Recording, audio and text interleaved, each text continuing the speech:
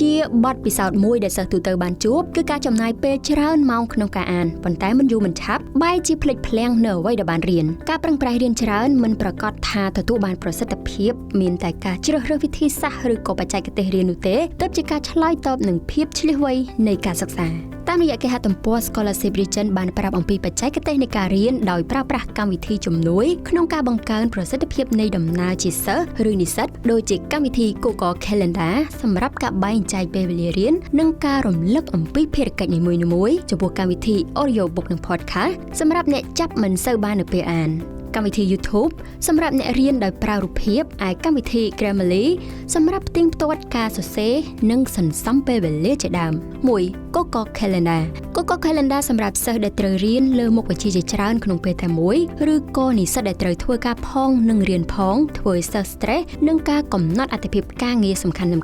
ឬក៏ការបែងចែកពេលវេលារហូតបាត់បង់តុល្យភាពរវាងជីវិតនៃការសិក្សាការងារនិងការថែទាំសុខភាពជារឿយៗកត្តាទាំងនេះបណ្ដាលឲ្យសិស្សមានអារម្មណ៍លើសលប់ហើយរុញច្រានឲ្យសិស្សបោះបង់ឬក៏ផ្អាកការសិក្សារួមទាំងបាត់បង់ទំនុកចិត្តចំពោះខ្លួនឯងដូច្នេះការជ្រើសរើស Google Calendar ជាការឆ្លើយតបនឹងកត្តាប្រឈមទាំងអស់នេះការប្រើប្រាស់កម្មវិធី Google Calendar បានរួមចំណែកយ៉ាងសំខាន់ក្នុងការសម្រួលដល់ការងារសាលាជាការរំលឹកនិងការកំណត់អាទិភាពការងារការរៀបចំផែនការសកម្មភាពការរៀបចំមុខវិជ្ជាសិក្សាការបង្កើតភាពជាប់លាប់ក្នុងការសិក្សាដែលកត្តាទាំងនេះហើយមិនត្រឹមតែរួមចំណែកដល់ការសិក្សាប្រកបដោយប្រសិទ្ធភាពប៉ុណ្ណោះទេប៉ុន្តែជាការបន្ធូរបន្ថយនូវភាពតានតឹងរបស់សិស្សផងដែរ 2. កម្មវិធី Spotify Audiobook និង Podcast អានជាចំណែកមួយនៃការសិក្សាដែលពុំអាចខ្វះបានប៉ុន្តែមិនមែនរាល់សិស្សទាំងអស់សុទ្ធតែទទួលបានព័ត៌មានពេញលេញទាំងស្រុងតាមរយៈការអានច្រើនម៉ោងនោះទេដូច្នេះចាំបាច់ត្រូវការវិធីសាស្ត្រផ្សេងមកជំនួយហើយកម្មវិធីមួយដែលជួយពន្លឿននៃការសិក្សាដែលពោរពេញដោយភាពមមាញឹកនោះគឺកម្មវិធី Spotify Audiobook និង Podcast ព្រោះវាមិនមែនតែជា